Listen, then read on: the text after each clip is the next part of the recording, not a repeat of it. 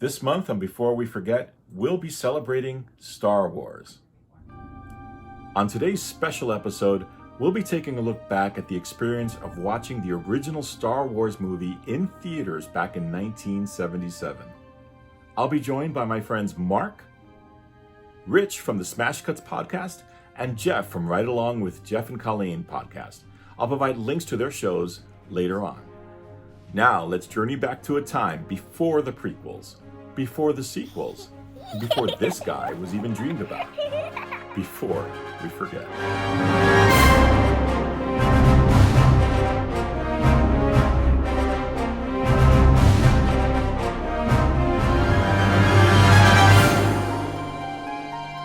Somewhere in space, this may all be happening right now. When the original Star Wars movie opened in the summer of 1977, moviegoers had no idea how this little film would soon change cinema forever. I wanted to take a look back at how it all began for some of the original fans of the film. I thought it'd be fun to record the experiences of what life was like before, during, and after the viewing of the very first film back in 1977. The stories I'm sharing today span from California to New York City, but they begin in Brooklyn with me. In the time before Star Wars, most of my interest was in animated things and in comic books. I really loved drawing at the time, and I thought I might be an animator or an illustrator or even a cartoonist at some point. And so I was very interested in the Disney cartoons, the classic ones from the 1940s through the 1950s. Things like Pinocchio, Fantasia, The Three Caballeros. Those are the ones that really interested me. And they would show them every year from in the 70s. In the summertime, they do a little festival. Although I collected various superheroes, especially things like Superman and Spider-Man, who were big at my time, my favorite superhero in the early 1970s was the original Captain Marvel. His name was Shazam, which was also a TV show I used to watch at the time. In black and white, of course. I didn't have a color TV yet. I've always been interested in science fiction. I've always interested in a certain amount of comic books. I was a Batman fan of the Adam West Batman. Loved that as a kid. But I think even around the same time, huge Lost in Space fan. It was shows like Lost in Space. My parents watched Voyage to the Bottom of the Sea. So I even had a sea view that I would bring into my bathtub in my bath about, 16 inches long. It was yellow. Wasn't meant to be used in the tub. It had wheels on the bottom. It just rolled on the floor. My brother and I each had what we now know is the B9 robot, the robot from Lost in Space. And I had that robot until the middle to late 70s. Before Star Wars, BSW, I was living in San Bernardino County in California. And, it's kind of a rural town, not a lot going on.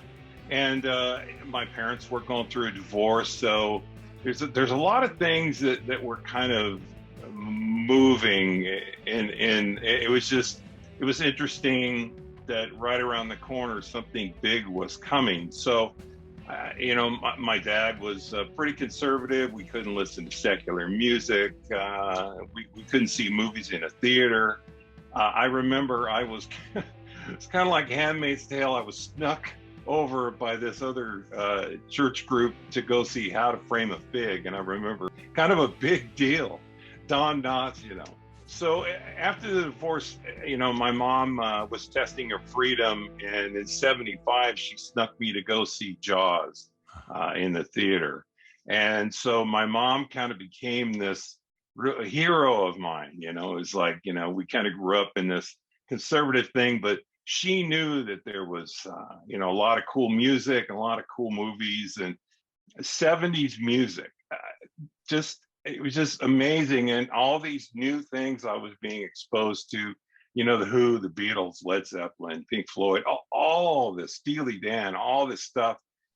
There were little things I remember I enjoyed.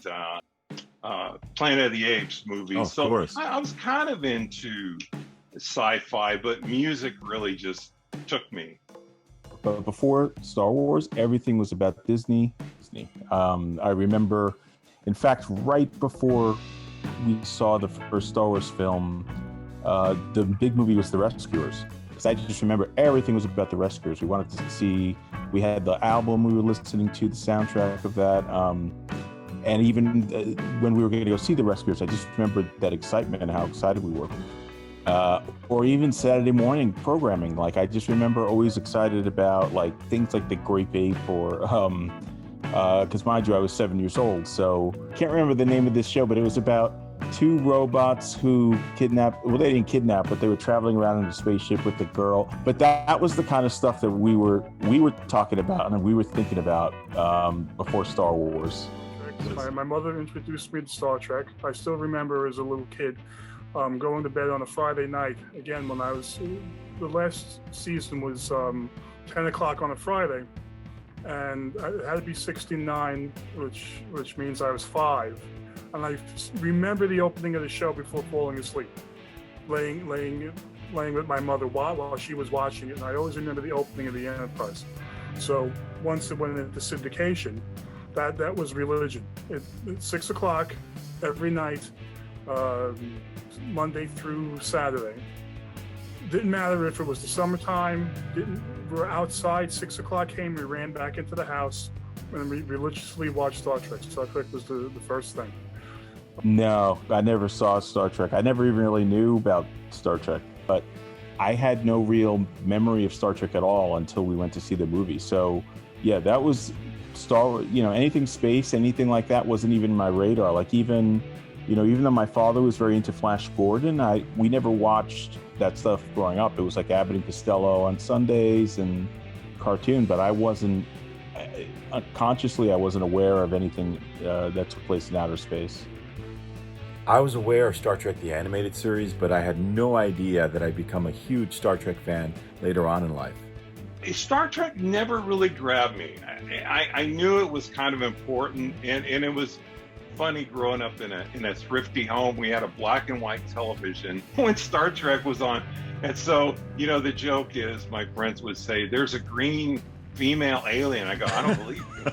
Because my TV's black and white. I don't see. What are you talking? Green alien? No, she's gray.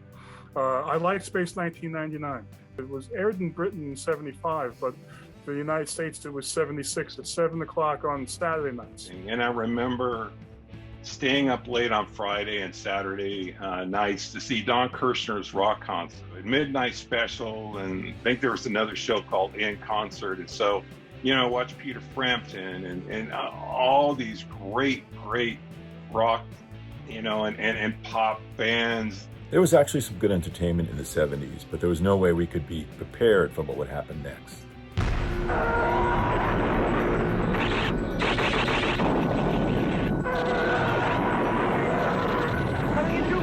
The story of a boy, a girl, and a universe. I had heard about a movie called Star Wars. I remember seeing a poster when we left a movie in late 1976. It could have been the movie The Hindenburg or King Kong or something like that we were looking forward to seeing. It was Christmas time in December of 1976. Family had a weekend home in the Poconos, and there's a mall, Wyoming Valley Mall in Wilkes-Barre, and they had a Walden Books, and it was the stand-up cardboard display that had coming this summer, and it had the paperback with the Berkeley illustration of Star Wars on it. And I looked at this thing, and I grabbed the paperback, and I looked at the pictures inside. It didn't catch me that first time. It piqued my interest. But it was Christmas, and I wasn't going to ask for any more than I already asked for Christmas.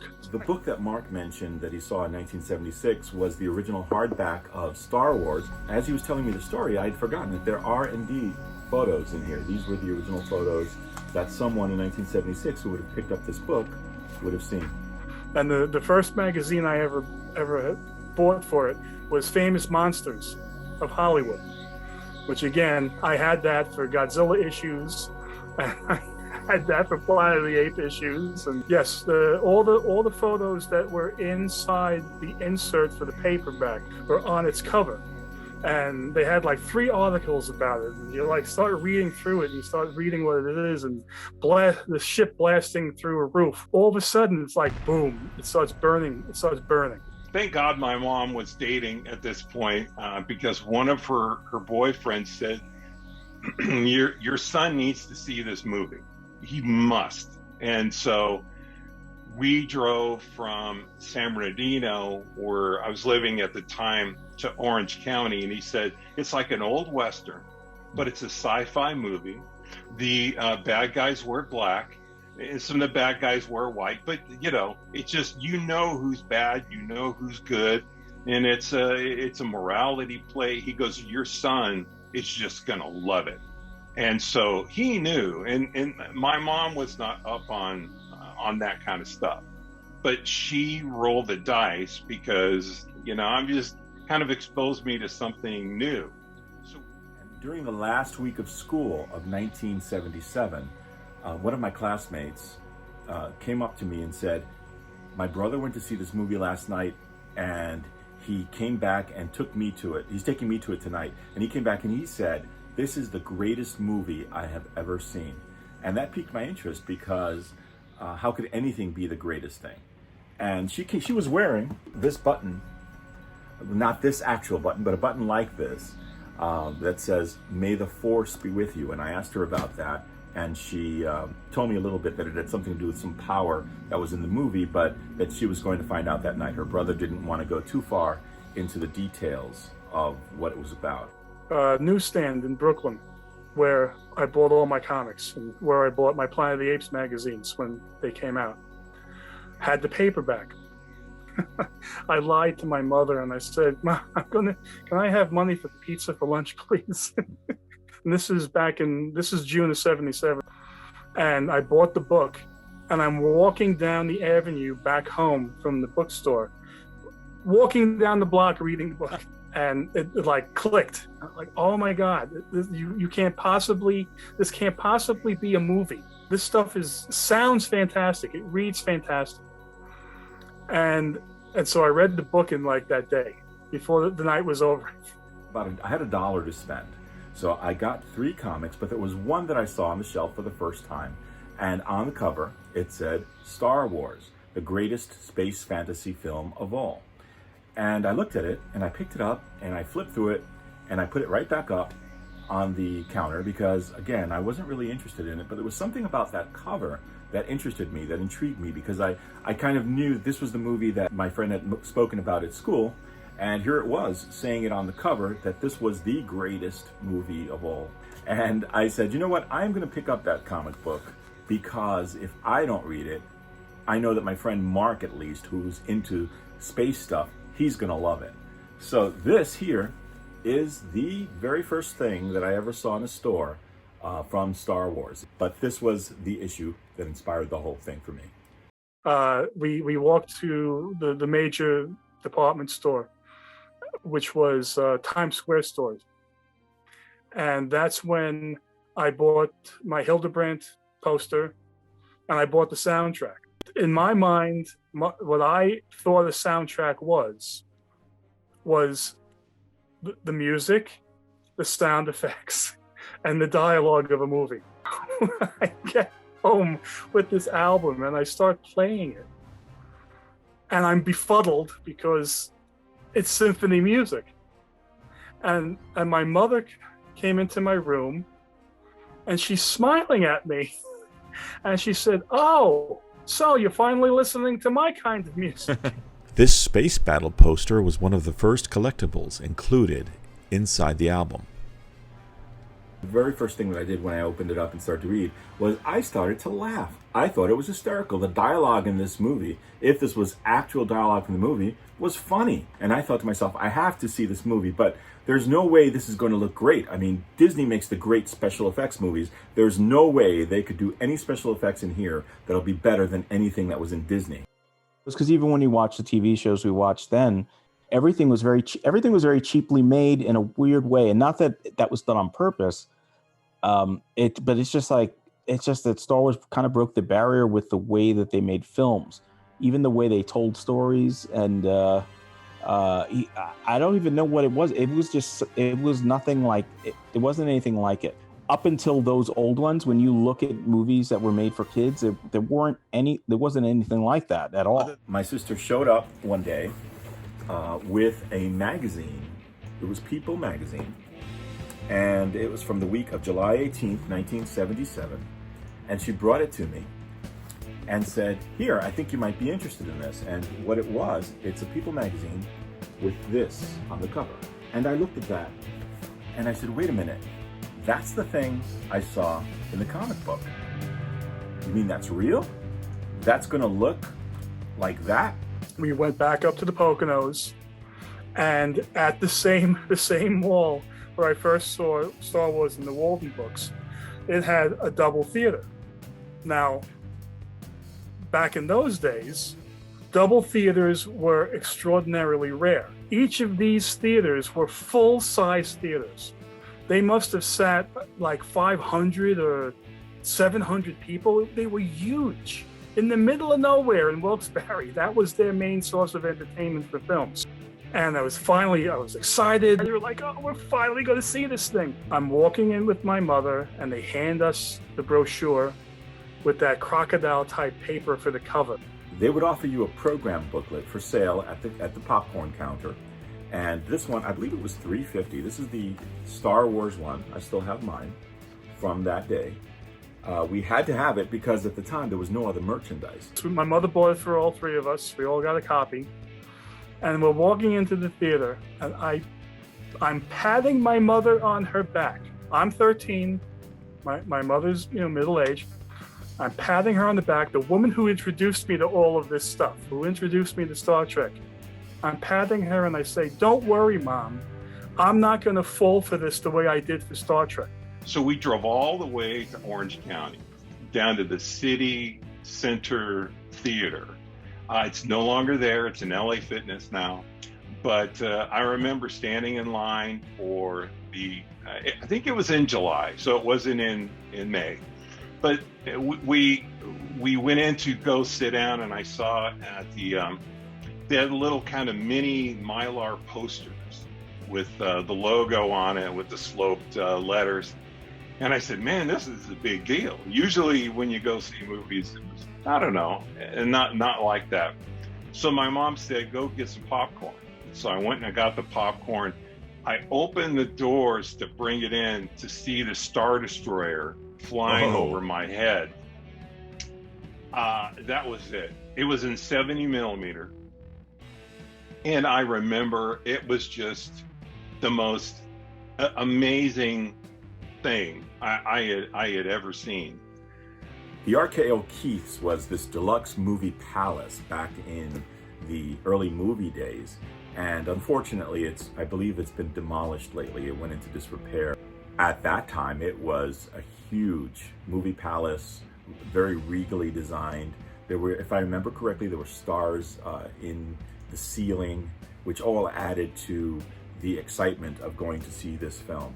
So when we saw it and it started, it definitely wasn't a Disney movie, but and my parents, when they saw it, they automatically thought it was very much like for kids. So that was their reaction at first. But for me, like, I didn't, for us, when we're growing up, we watched a movie. We don't know if it's a kid's movie or adult movie or whatever it is. For me, I was just mesmerized by it. I think this was the first live action film that really captured my imagination, where I wanted to see it. And I just remember as soon as it ended, I wanted to see it again. We sat dead center, the very front row. Now, this theater, the screen had to be 50 feet across, maybe 60. The screen, you're in the screen. The screen is just all around. It almost felt like IMAX, what IMAX became. And this thing opened, and this scroll comes up, and it's like, this is great. And you're reading it, but nothing prepared me for the Star Destroyer. And when I'm telling you, it's 60 feet. It's 60 feet across. And that thing came out.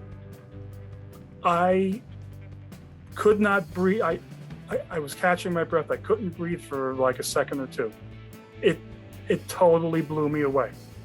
And, we exaggerate, we humans over time, over things that influence us, and things change you. And that changed me. I think some chemical change went on in my 13-year-old brain, because after I finally was able to breathe again, all I kept saying was, "Oh my God, oh my God, oh my God." It was, that's it. I was done. I kind of remember us walking in, and C-3PO and R2-D2 are doing that when they walk. When they're shooting at, and 3PO just walks kind of through with the lasers going. Because I remember us sitting down during that scene and everybody laughing in the theater, but that was because then we stayed again to see it for the beginning. But I felt like we didn't see that first opening. I don't remember seeing that as the first image. I remember seeing 3PO and R2 walking across while lasers were shooting through them. We were in a very crowded auditorium. In fact, we couldn't even be seated together with Richard's parents. They had to sit a few rows away from us. And we watched the movie and we were enthralled. They came over to see us and said, "What did you think? Do you need to see the beginning?" And we were like, "Yeah, can we please stay and watch this from the beginning again?" The things that stick out in my mind are from that first time was just Obi-Wan Kenobi, C-3PO, like that first scene where the Tusken Raiders attack and 3PO falls back. The cantina scene always was mesmerizing. Chewbacca, like everything. I was 7 years old, so it's like every staple that a 7-year-old would grab onto. That was the stuff that I remember from the first showing. I remember exactly where we sat, because the RKO Keith was almost like the first stadium theater. We were in the first after the big seats. Then you've got the smaller seats that are like kind of closer to the screen. We were like second or third row from the back. They were like 2 rows from the front. And I could really relate to things like Luke by himself facing. He had one shot, well, maybe 2, but he had one shot to do what he needed to do. No one's help. Everyone else was gone, and he had one opportunity. And it spoke to me. It was a pivotal moment in my life. The movie was funny. You had kind of this plucky princess that, it just mouthed off to everybody. And, you can kind of tell there was kind of a romance with Han Solo there. Something was going on. The Jawas were fun, but the special effects were the most amazing thing, because I'd never then anything like 2001. I'd never seen that. So I didn't have anything to kind of compare it to. And then once I saw the movie, Vader was still huge, the stormtroopers were still huge, but the focus also shifted to Han Solo, and it's like, okay, I want to be that guy.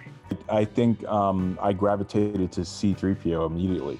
I just liked the way he looks. I liked he was the first action figure that I got when I went to school, and we played Star Wars.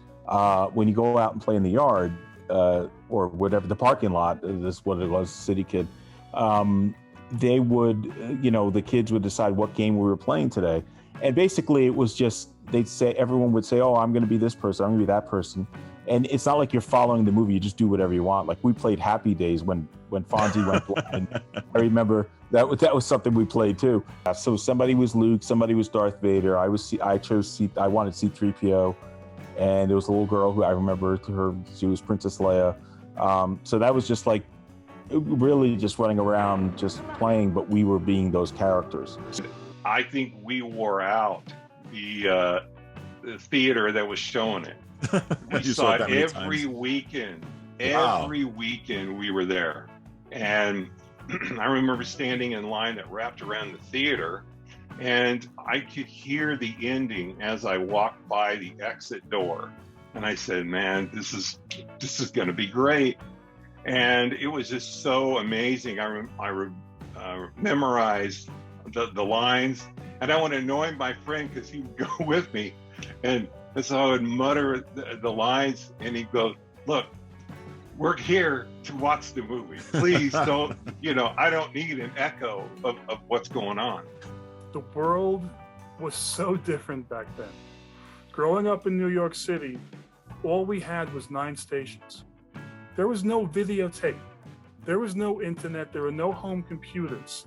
You only saw movies either in the theater, or if you were fortunate enough to have ABC, CBS, NBC air them as big specials. The Towering Inferno comes. Right.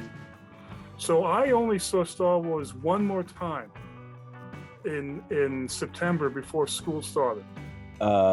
First time seeing it, I wanted to see it. I didn't stop or start talking or was bored at all during the movie, even in all the many times we saw it after that. And also I think there's something to the quality of the filmmaking, because when you look at those other films, I think subconsciously, I probably realized, this is kind of boring. I don't have to pay this much attention to this part. This is not for me. But with Star Wars, I didn't feel like that. Like I felt like, the whole movie was, and not that I knew that then, but the whole movie was for me. I mean, there were so many things that were stacked against A New Hope. It shouldn't have worked.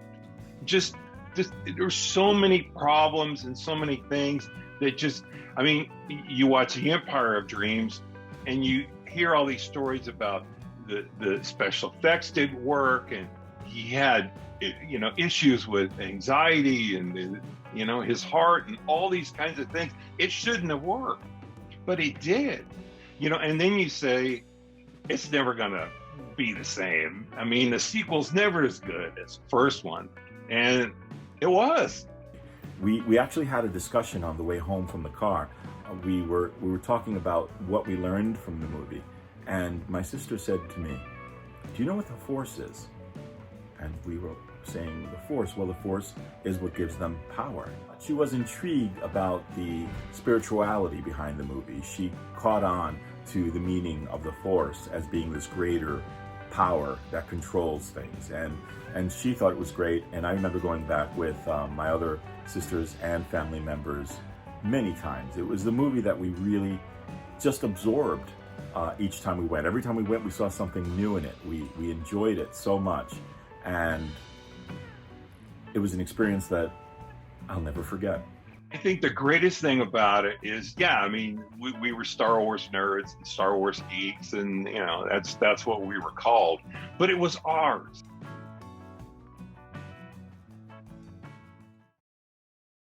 Thank you very much for joining us on this special program. There'll be Star Wars content throughout the month. Look forward to part 2 of this discussion with my friends, which we will call Growing Up Star Wars. We'll hear more about what it was like to see The Empire Strikes Back and Return of the Jedi, and what the time was like in between. Next time on Before We Forget. So because I had a Luke and Tony had a Luke, my Luke had to be Mark. He couldn't be Luke because Tony's Luke was Luke. Well, yeah, that's what you get for being the older brother. I remember we would have lightsaber duels with broomsticks, and so you use what you have. Speak for yourself, buddy. I played. All right, this 13-year-old was still an 8-year-old sometimes.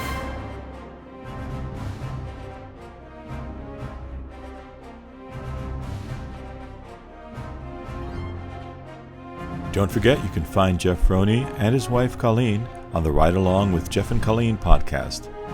Also find Rich on the Smashcuts Podcast.